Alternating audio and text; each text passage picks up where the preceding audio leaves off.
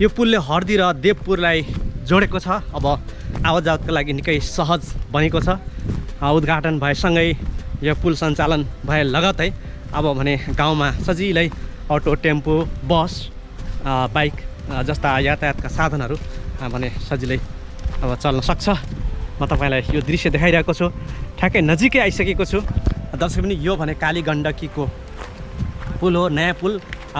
जुन यो पुल पहिला पनि पहिलो एपिसोडमा मैले देखाएको थिएँ, जुन बन्दै थियो, निर्माण हुँदै थियो। र यहाँलाई हेर्नुहोस् अब यो दृश्य यसरी। यो काली गण्डकी र काली गण्डकीमा बनेको यो निर्माण भइसकेको यो पुल हो। र तपाईँले यसरी एउटा शानदार पुल देख्न सक्नुहुन्छ।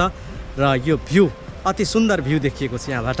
म तपाईँलाई नजिकबाट देखाउने प्रयास गर्दैछु। निर्माणका लगभग काम सकिएको छ।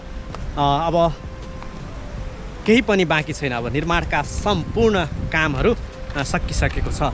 दर्शक पनि तपाईँलाई यो दृश्य म देखाइरहेको छु। र म जहाँबाट आएँ र यो दृश्य हेर्नुहोस्, यो यताबाट आएँ र यसरी आइसकेपछि ठ्याक्कै यो काली गण्डकीको यो नयाँ पुलमा हामी इन्टर गरिसकेका छौँ। र म यहाँ आसपासका दृश्यहरू पनि देखाउने प्रयास गरिरहेको छु।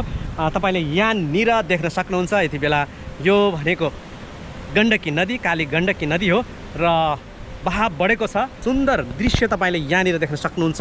यो काली गण्डकीमा आइसकेपछि, अर्थात् यो काली गण्डकीको यो पुलमा आइसकेपछि तपाईँले यो दृश्य पनि शानदार दृश्य एकपटक हेर्न सक्नुहुन्छ। जुन यति सुन्दर दृश्य छ यो काली गण्डकीको। र यति बेला पानीको बहाव पनि बढेको छ। र अब भने म यो पुल क्रस गर्दै तपाईँलाई यहाँका सम्पूर्ण दृश्य देखाउने प्रयास गरिरहेको छु।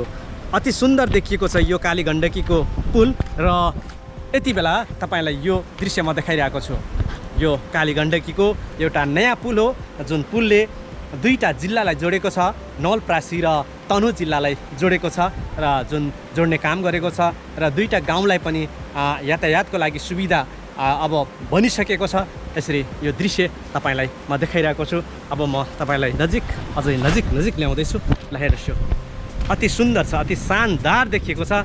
जुन आर्क ब्रिजको आकारमा माथि यसरी आदिसम्म बनाइएको छ। जुन यो दृश्य तपाईँले देख्न सक्नुहुन्छ भने त्यसै गरी उतापट्टि भने एकदम सिम्पल तरिकाले बनाइएको ब्रिज छ र तपाईँले यो देख्न सक्नुहुन्छ। यसरी यो पुल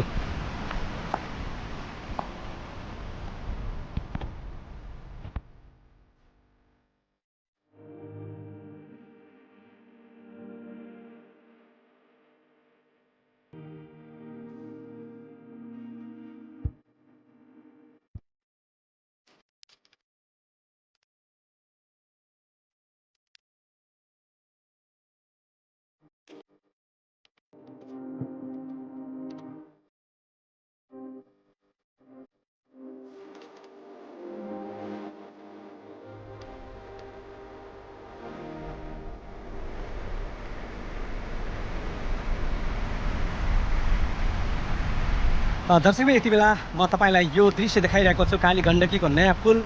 र यति बेला भने म तपाईँलाई सम्पूर्ण दृश्य देखाइरहेको छु, जुन अति शानदार छ। घुम्न लायकको ठाउँ यो एउटा काली गण्डकीमा बनेको नयाँ पुल हो। र जुन पुलले दुईटा जिल्ला नवलपरासी र तनहुँ जिल्लालाई अब जोडिसकेको छ। जुन दृश्य तपाईँले यहाँ देख्न सक्नुहुन्छ, यो पुलको दृश्य यस्तो।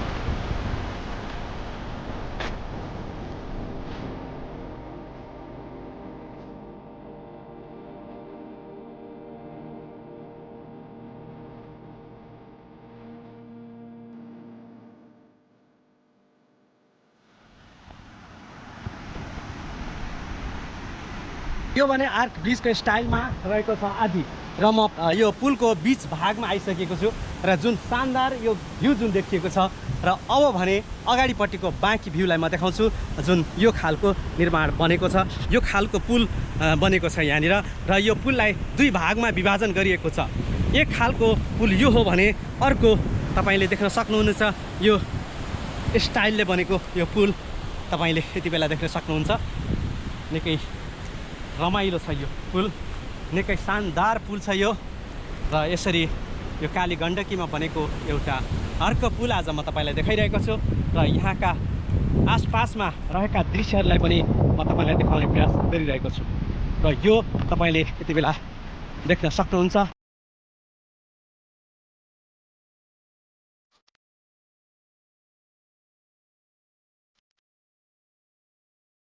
यो पुल क्रस गरेरै लागेको अवस्था हो र तपाईँलाई म यो दृश्य देखाएँ र यहाँनिर तपाईँले पुरानो झुलुङ्गे पुल देख्न सक्नुहुन्छ र यो अगाडिपट्टि यसरी यो झुलुङ्गे पुल यहाँनिर छ र यति बेला पानीको बहाव निकै बढेको छ जुन दृश्य तपाईँले पनि सजिलै देख्न सक्नुहुन्छ काली गण्डकीको बहाव।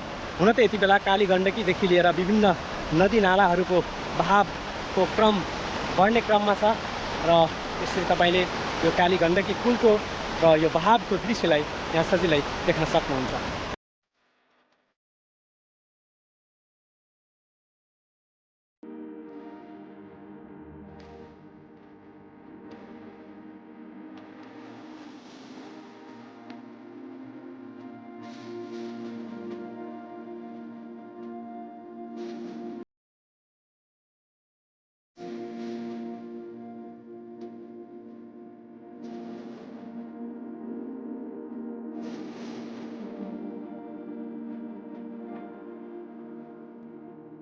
हवस् दर्शकवृन्द, यति बेला तपाईँलाई यो काली गण्डकीमा निर्माण भएको नयाँ पुलको दृश्य देखाउँदै आज भने अन्त्यमा छु र भिडियोलाई हेरिदिनु भयो तपाईँलाई धेरै धेरै धन्यवाद।